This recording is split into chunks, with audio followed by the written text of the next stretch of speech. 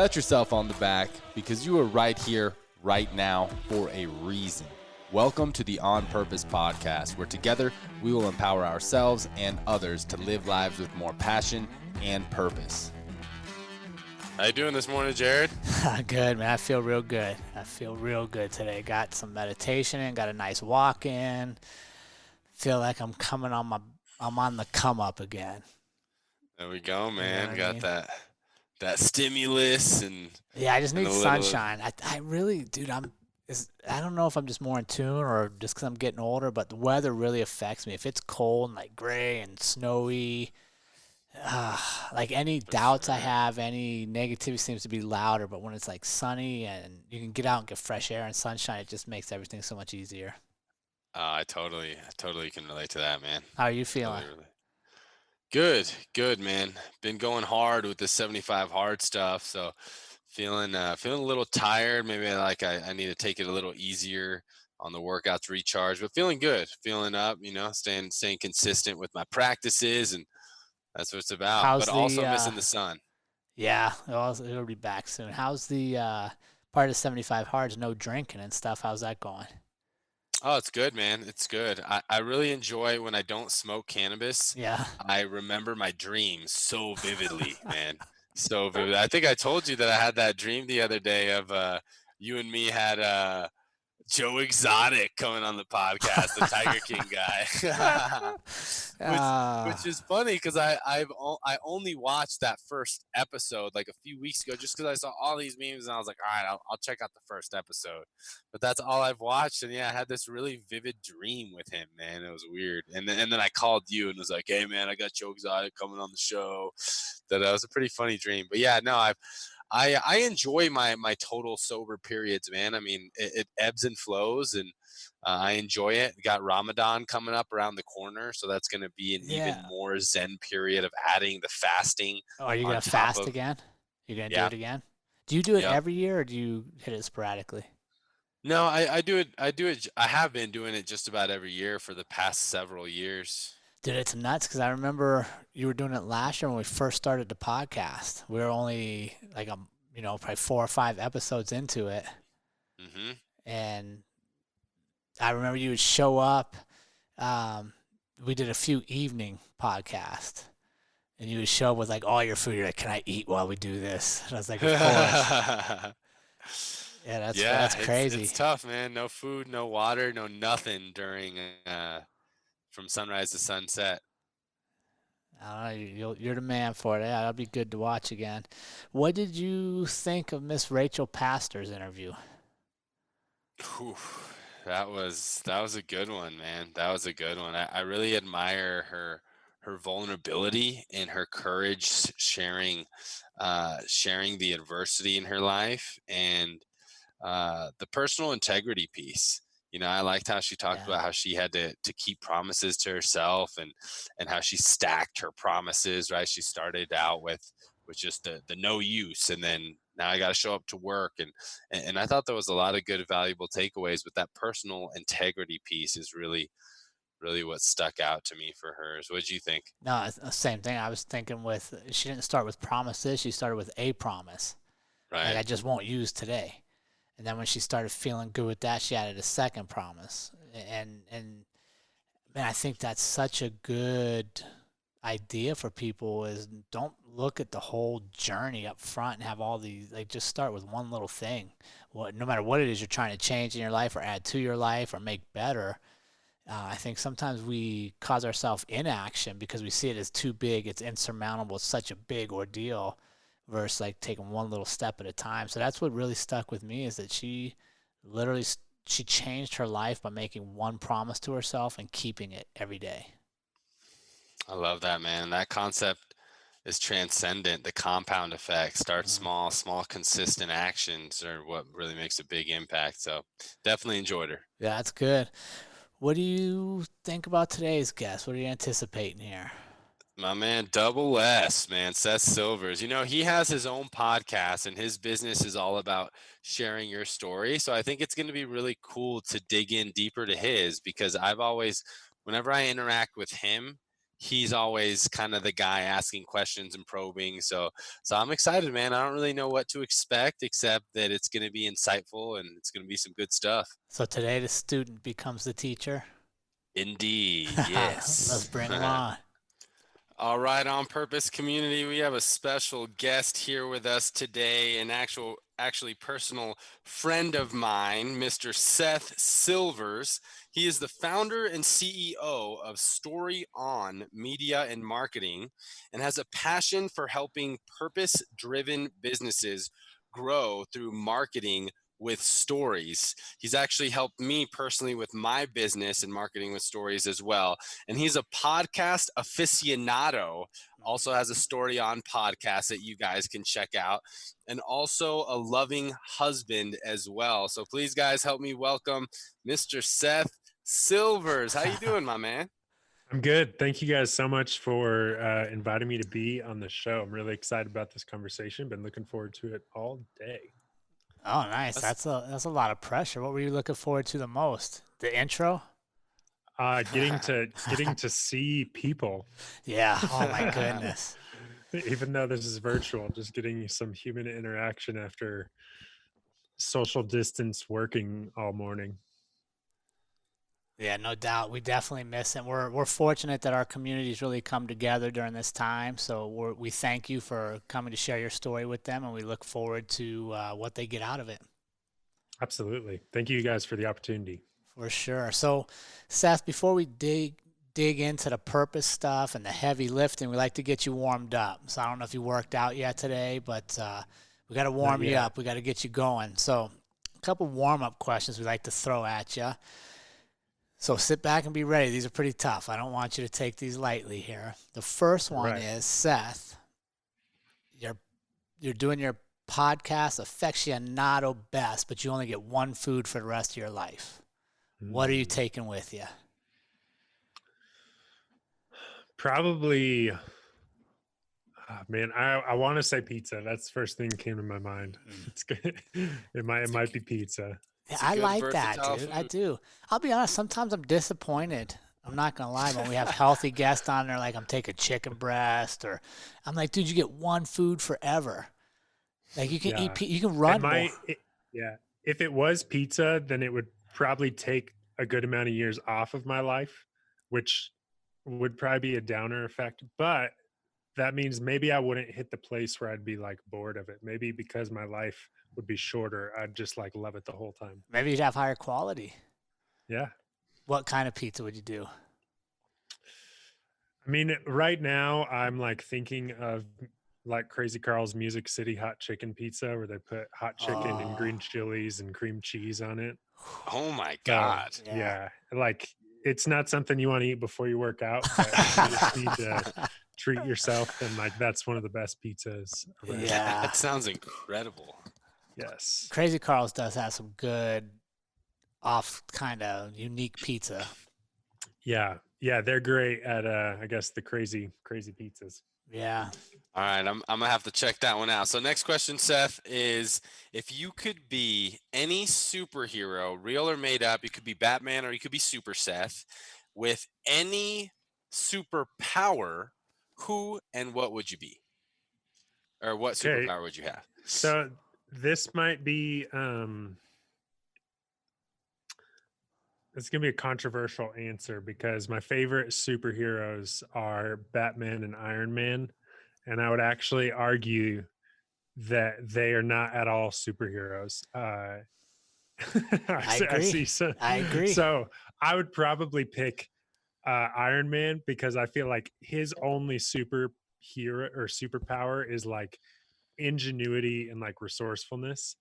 And I think that can go a long, long way. And I'm connected. I love those two superheroes, if you will, because like they're relatable. Like they don't actually have some superhuman talent, but they are able to achieve all these amazing things just by like using what they have. So it would be one of those two. I'd probably lean towards Iron Man and stuff. And so I'm sure there'll be some debate among listeners, and they'll probably think I'm terrible for saying they're not superheroes, but it's just hard for me to relate to a Superman who can do anything and everything.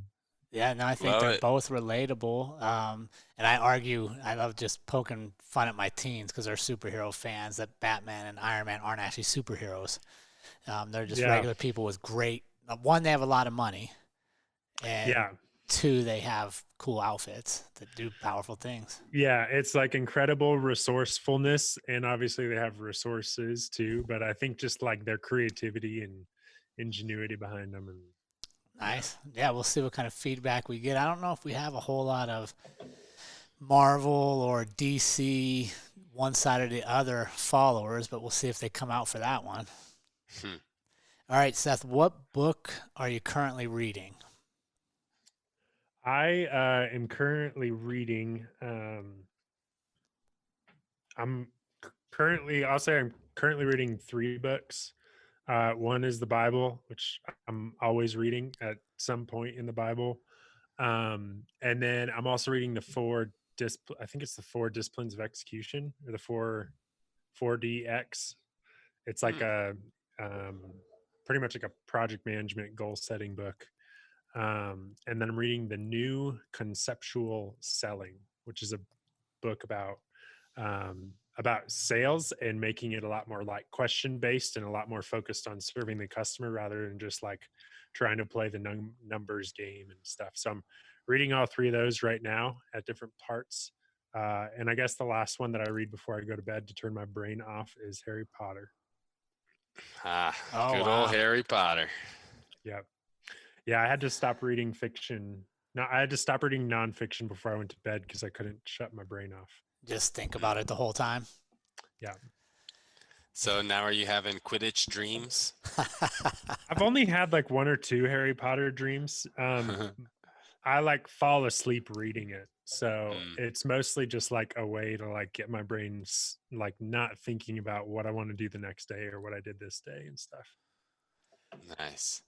Nice, man. Well, it's an honor to have you on the podcast. And I love, for our listeners, I'm actually a client of Seth. So I love being on the other side and being able to ask you questions and dig deeper for you. And this is really excited for me because I love Story On and everything that you represent, how you truly believe that business is a tool for making an impact in people's lives and a tool to impact people's lives through stories and as opposed to just a way to make money and a livelihood for yourself. So I'm really excited to dig in and learn more about your purpose, man. So we we really like to start with a really general question and go in from there. And that is really for you to share with us at this time in your life, what is your purpose and how you found it. Yeah, that's a great question. It's a question I feel like the answer will continually evolve Of course. for me. Like it'll probably be different in 2 years and in 5 years. I think that I would have had a lot more solid answer to this question like 10 years ago when I was 18. I like thought that I knew everything. And I almost feel like as I get more into life, I realize that purpose, it almost seems more fluid. It's like I feel closer to it in ways, but it also feels more intangible and stuff, which is really interesting. But I would say like right now in my life, I really feel like my purpose uh, is focused around kind of helping to get stories, like incredible stories, out into the world. With my skill set and the gifts that I've been given to steward and to develop, I feel like the best application for that right now is in business. And I feel like it'll probably be in business for a long, long time because I love it. But I feel like I have, like, the lens that I have been given to look at the world through, I see like the passion in what people do. And I'm attracted to why people do the things that they do. And on the other end, which I'm sure we'll get into this more, um, like I see that the big economy is not really focused on purpose, but buyers and consumers want to support purpose driven businesses. And so, for whatever reason it is, I probably like 6, 7 years ago, I really started realizing this. And for me, kind of the like light bulb moment uh, for me where I kind of felt the connection with that, I was actually watching the Super Bowl and I was mildly excited for the football, but It was like, you know, somewhere in the early 2010s. So the Patriots probably won. So I didn't really care about the football. I like wanted to Mhm. see the ads. Um, and so, you know, I watched the ads, and then at the end, it's like you build up all this anticipation. Then you're like, man, most of those still sucked. Um, there's like maybe a couple that stood out. And I remember thinking, like, after watching that, just wondering and asking myself the question of what if these brands focused more on telling the stories of how they impacted people's lives. So I kind of thought about it in like a way overly ideal, overly naive way of like, okay, you have Coca-Cola. What if instead of spending hundreds of millions of dollars, what if on, you know, tons and tons of ads, what if they gave away $80 million and spent the other 20 million to tell the story of how they impacted people's lives? I was in the place where I literally had no idea if that would work. I didn't know if that would like be a terrible idea for business or a great idea for business, but that question of what would happen if businesses focused more on telling stories of impact really stuck with me, and it was kind of like branded on me. Hey, And so over the next couple of years, I just kind of continued to learn everything I could about storytelling and about marketing, just to really see how these two worlds work together. And I began to just stumble upon all of this research that was showing that people will actually like pay more. They'll actually switch brand loyalty when they find a brand that they can connect with on a level of purpose and on a level of passion. And so for me, once I saw it was like mid 2015 when I kind of had like this moment where I realized uh, I don't have all the answers, but now is a better time than ever. And so that was when I started my own company, to really help businesses to market with stories. And there's been a lot of evolution in that since then. But the central purpose of the business, and really the business is an expression of me, the central purpose for me in the last 4 or 5 years, has very much been to get the stories of impactful businesses and impactful people out into the world. And so right now, like, that purpose feels so like in front of me and on a higher level. I just feel like our, you know, purpose as humanity is to like love each other and to treat each other well. And so I think that getting stories of people that are truly doing their work in an impactful and purpose driven way really is what I'm all about.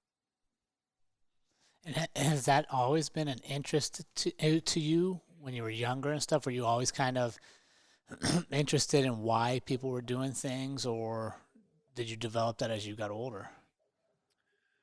Yeah, I think I've been interested in the story side of it for a long time. I mean, I remember like I think, you know, I had all these like little tiny entrepreneurial endeavors through middle school and high school. I think the first one was like buying pink puka shell necklaces at the dollar store and then selling them to my classmates for like $8 the next day so that I could go and buy wood for my treehouse.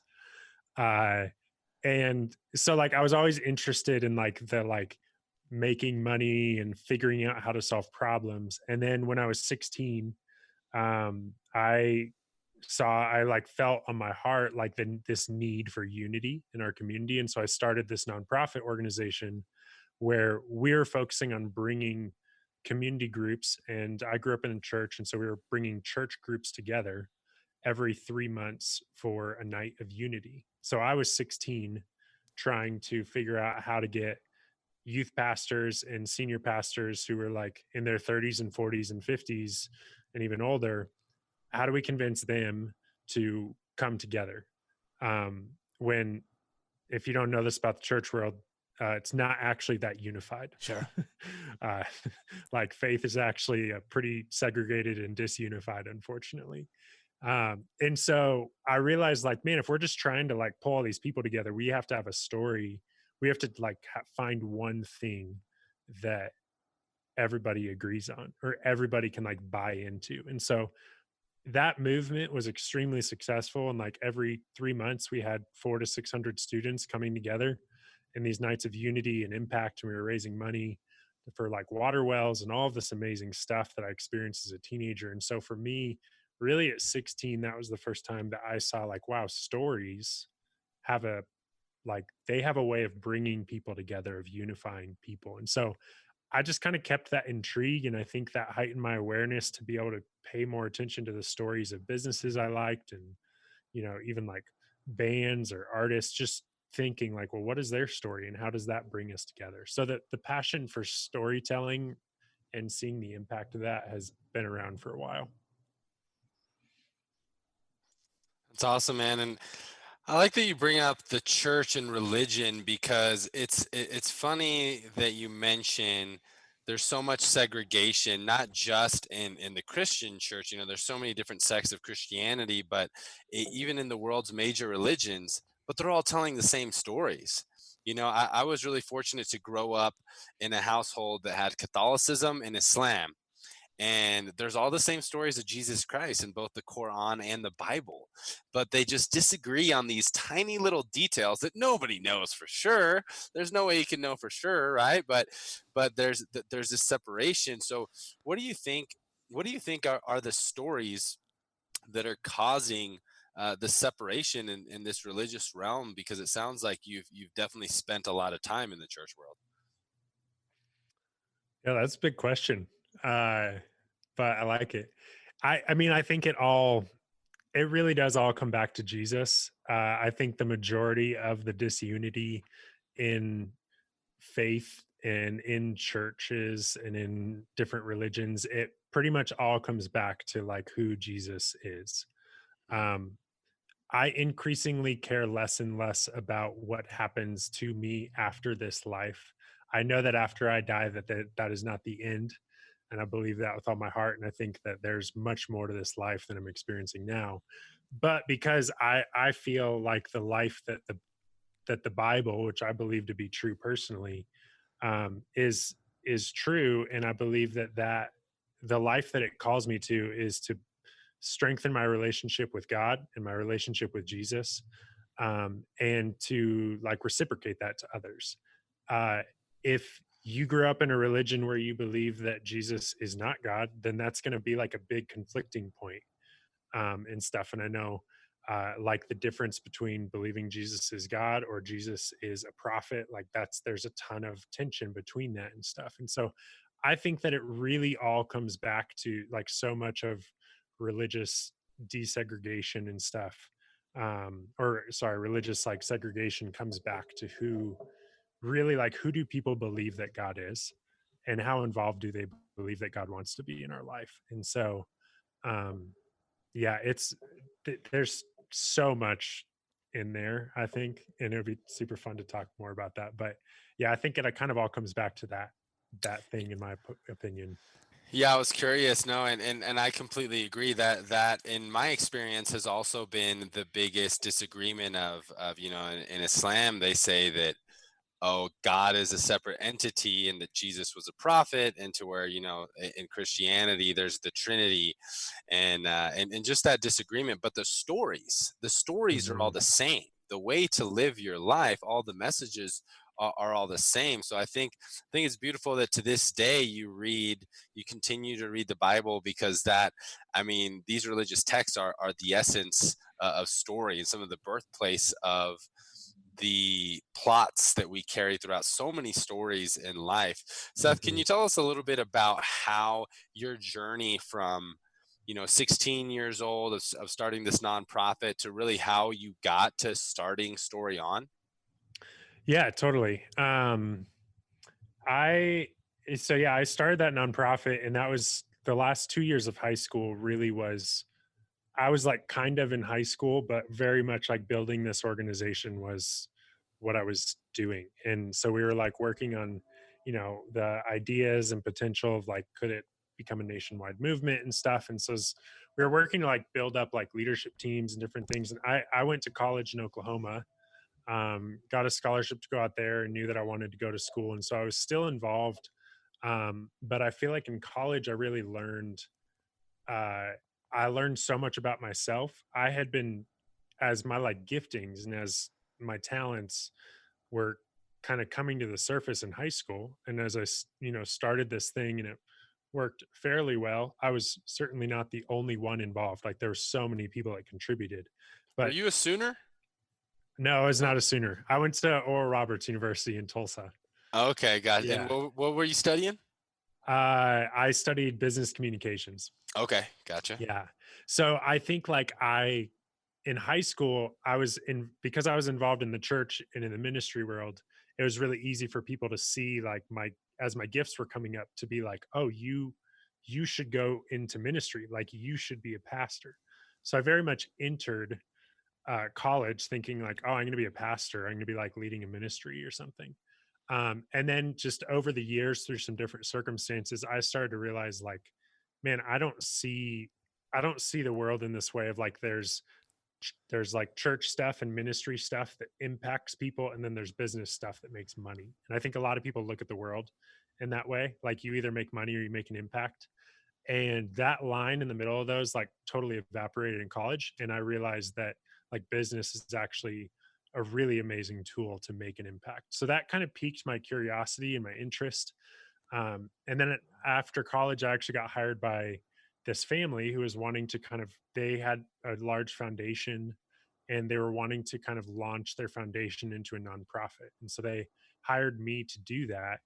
And then we actually ended up merging with another nonprofit. And so we kind of threw me and a friend who had another nonprofit, we sat down and realized like, hey, we're both heading the same direction. So like, let's throw our boards together, let's throw our funding together, let's bring our staff together, and like all go towards like one direction. And so I was the marketing director of a nonprofit based in Colorado Springs for about 2.5 years. And over those 2.5 years, I was kind of like building a business plan in the back of my head. I don't think I really like knew it, but I was like just playing out all these scenarios and ideas and thoughts in my head. And every now and then I talk about it. And one of my friends finally encouraged me to like pitch my business idea at like a pitch event, Yeah. pitch competition, just to like get feedback. And so I was forced to like come up with a presentation and pitch this idea to a bunch of strangers. And they were all like, you have to do this. And so that I think like the next week I met with my colleagues and pretty much said like, hey, I'll transition out over the next 6 months, but I feel like this is what I got to do. I got to start my own thing. So I got a question for you, Seth. We talked about this, I think, in one of our community meetups or maybe one of the shows before, but during this time of isolation, when everybody's kind of forced not to interact and reflect on themselves, what we put out on our social media, the little bit of engagement we have is technically our brand, right? Like we're all kind of our own brand now. But so many people are afraid to share their own story. Yeah. Do you have any tips or advice that you would recommend for people, whether they're business oriented or just wanting to be a positive influence, on how to get the courage or get over the hump of realizing their story is important and deserves to be told? Yeah, absolutely. And that's a great question, especially for this time, because you're right. Like the businesses and the brands and the nonprofits that have a connection that transcends seeing someone face to face with their audience are the ones that are thriving right now, or surviving, really. Like they're Right. making it because of that connection. And so I think when it comes to like having a hesitancy to do that, one, like we have to be willing for it not to be perfect, and we have to recognize that just like anything else, that practice makes perfect. You just got to get better and better at it as you go. I like to think often about in like middle school when you're like self-conscious or whatever because you have like a zit on your face, you're like, I don't want to go to school or whatever. Right. And then you get to school and you realize nobody's thinking about the zit on your face because they're just thinking about the one on their own. Yeah. Like everybody's got this insecurity, and Brene Brown says it really really well in her book Daring Greatly, where she talks about how vulnerability, like if you're vulnerable with me, my level of respect for you goes up. But if I'm vulnerable, then I feel this like sense of insecurity. I feel like I did something wrong, or like I shared something I shouldn't have. So like we've grown to think that vulnerability is weakness Yeah. in ourselves, but we count it as strength in someone else. And so recognizing that it's just going to be a process to get better and better at telling our story and creating content, and just realizing like when was the last time that you saw a video that somebody posted and you decided to never watch a video again because they coughed in the middle of their video, or because they had mascara on their left eye and not their right eye, or because like the lighting wasn't good enough. Like it doesn't matter. Like we forget about that stuff before the video or before the story's even done. So I think that's the first thing. And the second thing is just consistency. Like I just think consistent in online marketing, like consistency is so important, and in building a connection with an audience. Um, it's I don't. It's hard to say the most important thing because I could probably say that about a lot of things, but consistency is super super important, and just being willing to show up in front of your audience and try and just know that you're going to get better and better, and you're going to get more comfortable sharing your story and sharing good content the more you do it. Yeah, absolutely. That's one of the big things we stress to our community is you got to show up. You know, too many people. Well, I think we were talking about this. I think there's like 96% of podcasts don't make it past 10 episodes in their life because Yeah. people are thinking like, okay, by number 9, I got to be at Joe Rogan's level. Well, Right, which means like publish 11 episodes and you're in the top 4% of all podcasts. right. Like That's keep where we going. are, right? We're at like 64, 65 now. And if you listen to number 1 to this one, we've grown immensely. Mm-hmm. But showing up, and I think that's one of the big things I love about your brand, you know, storytelling to develop your brand, whether it's a business or your personal brand, is you have to be consistent to earn trust, because that's essentially what you're doing.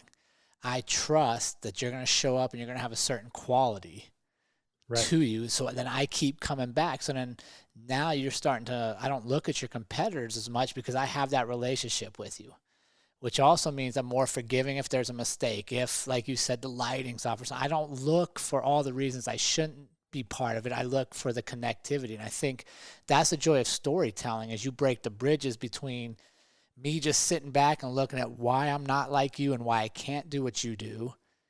The story is what connects it and says that it's also possible for us. Yeah. Yeah. And I like to think about it this way of like, who do I trust the most? Like not business wise, but people wise. The one common thread between all of the people that I trust the most, some of them are family, some of them are friends. There's some people that would probably be on my like top 25 list of people that I trust the most that I probably haven't talked to in like 4 years. The common thread is they know my story. They know vulnerable parts of my story, and I know their story, and there's respect there. Yeah. And so like trust really is a byproduct of storytelling. Like the more we know about somebody's story and like somebody's life, like we just begin to trust them. And so I think like what you're saying is exactly right. We all know that we buy from people that we trust. But the question in advertising and marketing is always, how in the world do we build trust? And it's like, well, the way that we build trust in our personal lives is through experiencing life together, spending time together, telling stories together. And so I think that with the advent of social media, it's taken all of that personal stuff, and now we assume that businesses will do that. Because when I log into Facebook, I expect that I'll see personal things about your lives. And I come to a business page, I'm going to expect to be seeing things about that business's what's going on there and stuff. So I think it's super important to realize that trust just happens when we tell authentic stories to people and spend time with them online. But it can't happen if we never show up. Exactly. Right. Yeah. If And I this comes back to like at least something you're mentioning of like the faith side of it. Like one of my mentors, he told me like kind of like a personal, like when we're building your relationship or strengthening your relationship with God or the higher power you believe in, like 80%, he told me like 80% of it is showing up. Like 80% of it is showing up and saying, I'm showing up to build this relationship. I don't necessarily have an agenda. I don't necessarily have like a laundry list of things that I'm praying for, but sometimes you just got to show up for a relationship. And so I think that principle of showing up, it really like goes into all the areas of our life. Yeah, and I think that's huge, right? Like you show up without expectation. I think sometimes that's where we stumble. As I show up and I keep coming day after day and I expect something from Ali. But if you think about like a good brand, I may not say tires, for example, just comes to the top of my head. I may not need tires but once every 3 years. But if this certain tire shop shows up over and over and they're putting out good content where I have a relationship, well, 3 years from now, I don't need to think about who I buy tires from because I've been seeing them. But they've been showing up with no tangible return right up front. And I think that's the same in our personal relationships. It's the same in your communities you build. Showing up is part of it, but I think the bigger thing is showing up without expecting anything in return, showing up to serve. Absolutely. Right, which in turn builds everything for you. Yeah. How do you balance that, Seth? And when you work with clients that are trying to push their brand story or even their personal story, how do you balance the mix of showing up without expectation, but then also setting goals and having expectations of, because I'm consistently showing up, I expect to reap the benefits of this. Can you shed some light on that? Yeah. So I think first off, I think there has to be this like umbrella policy over it all of generosity. And we just have to be willing to be way more generous than we're expecting in return. And I think with online content, it becomes really important that like you have to be putting stuff out that if all they do is consume, then it's still making an impact. If all people do is like watch it and go the other way, then hopefully you're still giving them some value. I also think it's really important to um, be like wholehearted when we ask and wholeheartedly not ask when we don't need to ask. And so, like, Gary Vee talks about this with like his book, Jab, Jab, Jab, Right Hook. He's somebody like, I kind of say I 100% agree with 80% of what he talks about. And this is one of the principles I'm like 100% in, which is like a boxer like isn't going out and just throwing like right hooks all the time. And like, Ali, you're a fighter, so you know this. You can't just like go out and just like go for the knockout every single time. Like, and so he talks about that like the jab is giving value. And so it's like give value, give value, give value, ask. There's nothing slimier than like a heartfelt post or a heartfelt like piece of content where somebody's like trying to sneak an ask in there or sneak a sales letter or sneak a call to action. This is why I actually hate most Super Bowl commercials and think most of them suck, is because like not mentioning any brands in particular, but like if you tell this cute story of a puppy for like 28 seconds and then the last 2 seconds, when you have my heartstrings and you think that it's like something about adoption or something like actually about a puppy, you throw a like particular can of crappy red beer on there. It's like, to me, all that you just did was you like built up my emotions and got me to like an emotionally vulnerable place and then just like slapped your brand in front of me because you know that my brain is going to remember it. And that's the part of marketing that I hate, is when we're like leveraging the emotion of storytelling to then like pretty much like what's called like greenwashing. Like we like kind of like make our brand look really good and then we ask just because like right after we tell this emotional story. And so I think that it's super, super important that when we're telling a story just to impact people, just tell it. But then when we're like asking, like when we're actually making a call to action and inviting somebody to like give value, which is money, for value, which is whatever you're giving, like just do it and believe in it. And so I think it's really important to That's either huge. ask 100% or give 100% and not mix them, because that's where things like that's where trust gets broken, is when I think you're telling a story just because you care about me and then actually you just want my money. And that's when I'm like that trust is going to begin to break down. But that's huge. I hope the audience picked that up and our community picked that up. Let me make sure I got this right. Either be asking for something 100% or be giving something 100%. But don't overlay the both. Yeah, and don't feel bad about it. Like, don't feel bad about asking. If you feel bad about asking people to support your business, like you should be in a different business. Yes. Yeah. That's so funny you mentioned that, because Ollie and I just had this conversation the other day. This guy reached out to he wanted us on his podcast. And you know, like everybody's like looking for more attention and eyeballs right now because like in business, this is a great time to double down on everything because you're isolated and position yourself for the rebound. So I'm like, oh, okay, like send me some stuff. And then he sends me some stuff and he's like, oh, and if you really want to improve, I have this magical 2-step process.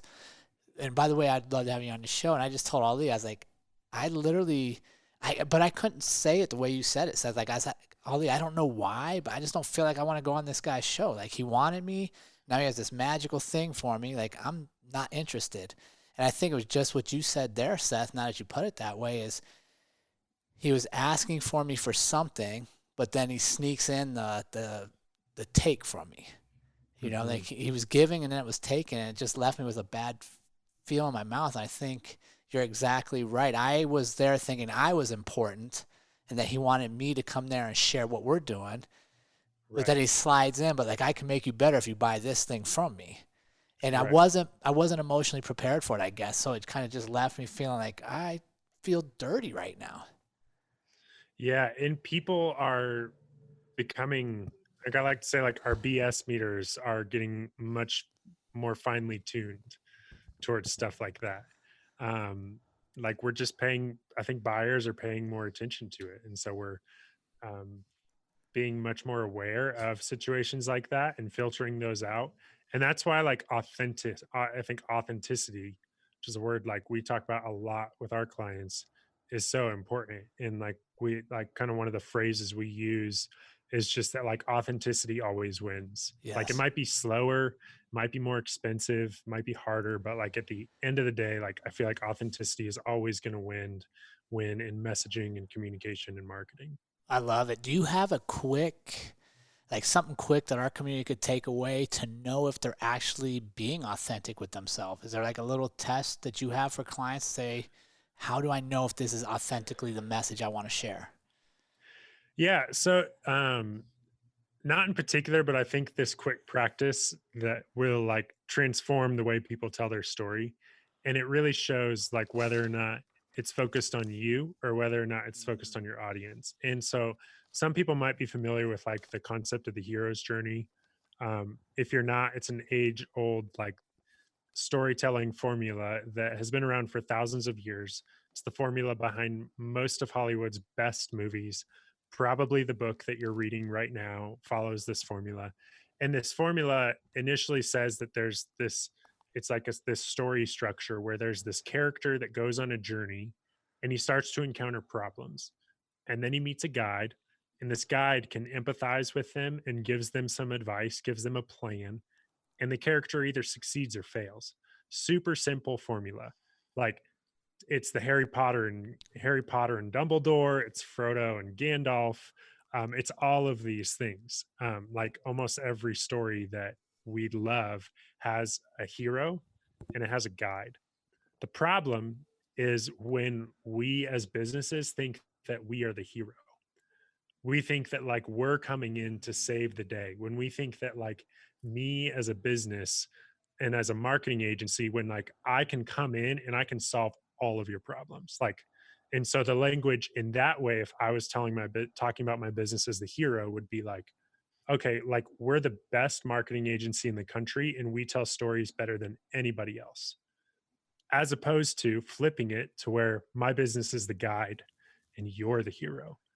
Um, that's the transition that's big, because then I'm coming in and I'm saying the story that you have, the story that's inside of your business will absolutely transform your business. I would love to help you like unlock that and help you know how to like leverage that more to help you grow. Then they're at the center of the story.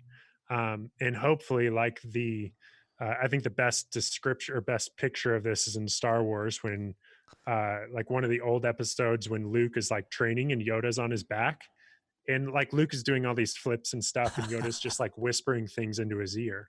Like the business should be Yoda on the back whispering things into his ear, as opposed to like find your Luke, find your hero, and hopefully you can figure out what your hero's dreams are, what they want to achieve, and hopefully your product or your service will kind of help be a guide to help them get there.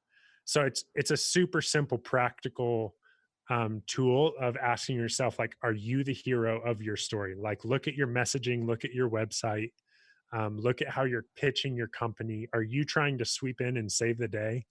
Or are you coming in and you're identifying, here's my target audience, here's their pain points, and I want to help guide them through those problems? It's like a totally, like, the difference might be two words, might be super small, but the way it comes across is completely different to people.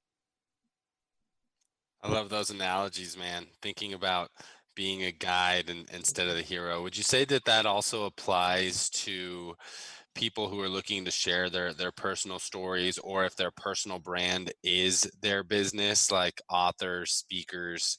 Would you say that that applies there as well? Yeah, I think it absolutely does. And I've helped a lot of one of my longest time clients is a ghostwriting agency. So I would kind of help with their authors on the front end and help them to kind of clarify their message and their story. And then we'd actually help to build out the content and the stories of their book. And one question I would always ask them, like as soon as we met them, was, if only one person reads this book, who is it? And and like, it's a good thing. Like, they are changed by this book. Like, who is it? And like, that's the person you have to write the book for. And you just have to trust that the world is really big. And if there's one person like that, there's probably 10,000, there's probably 100,000 people like that. And so I think that from authors, from public speakers, it's still really important because you have to know your audience and you have to know what challenges, that hopefully your story and whatever service you're providing can help guide them through. So yeah, I think it's absolutely the same.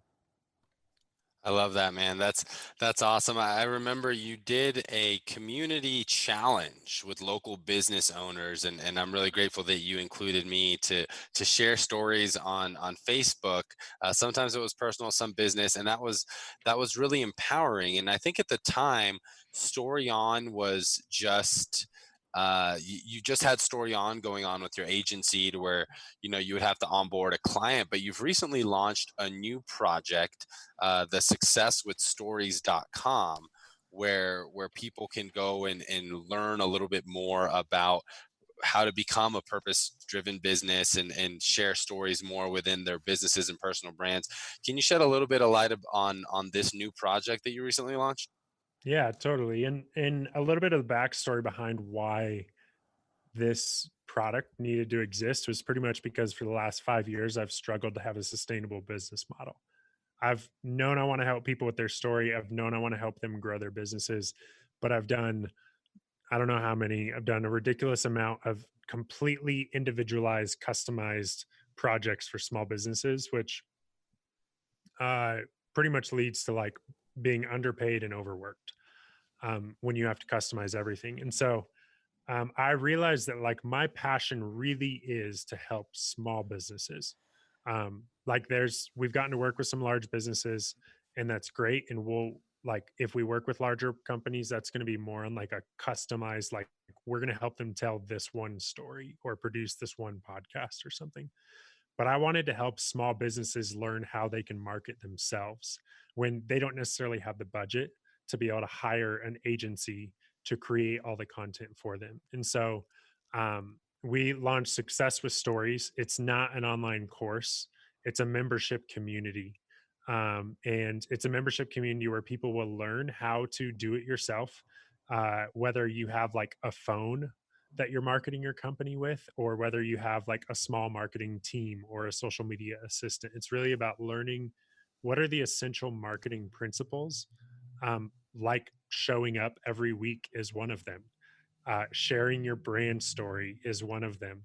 Being willing to go live and show behind the scenes of your company to build trust is one of them. Like, we have 7 principles that we teach people and teach businesses inside of this membership community.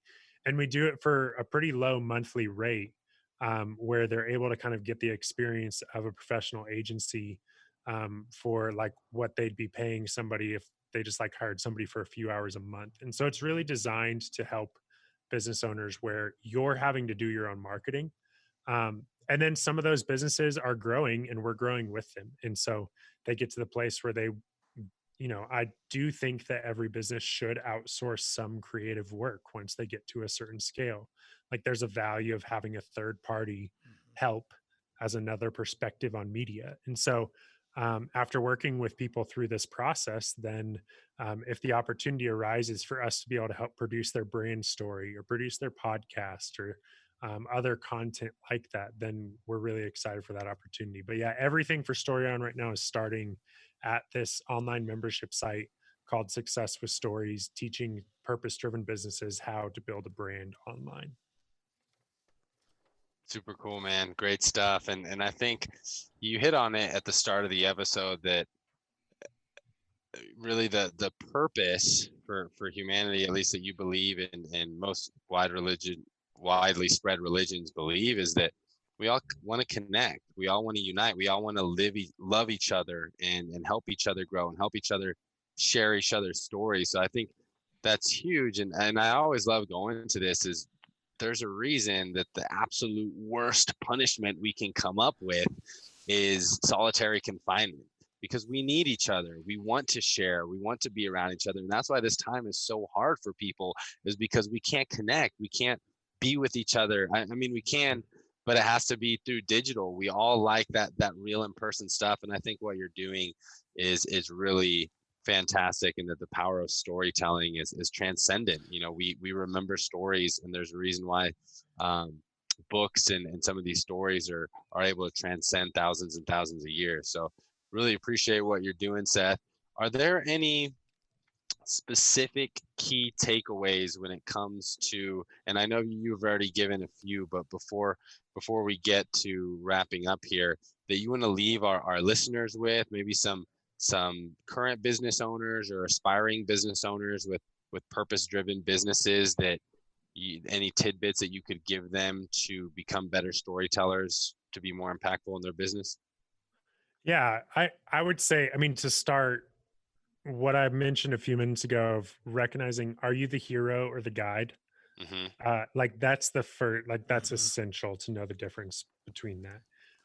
And the other thing is, I would just say, like, start now with getting content out there, whether it's going online every week for a Facebook Live video, whether it's YouTube, whether it's a podcast. Like now is the time. Actually, probably yesterday was the time, but like we can't do that. So it's got to start now. I started my podcast about 15, 16 months ago. I wish so badly, like I would probably figure out a way to spend tens of thousands of dollars to be able to start that podcast 5 years ago. Just because I know like what I've learned through creating content about my business. You learn so much. So start creating content at minimum, get a podcast or a video going every single week, and just start now and commit to getting better along the way. I love that. So a quick recap: we got hero and the guide. Start yesterday. Be consistent. Show up every single week. Great tips, Seth. And where can our community find you if they want to get some more Story On tips? Yeah. So, or some more Seth tips, your direct links as well. Yeah. So I'm Seth Silvers on pretty much every social platform. Pretty simple. Thankful there's not many other Seth Silvers in the world, and I don't have to be Seth Silvers Pizza 347. Just Seth Silvers. Nashville pizza. Yeah. And then I would recommend head over and check out our podcast, The Small Business Storytellers. There we're going through season by season, telling different groups of stories of businesses that are making an impact and what we can learn from them. And I think that's a great place. And if you're interested in learning more about anything we do or just want to connect personally, our main website is successwithstories.com.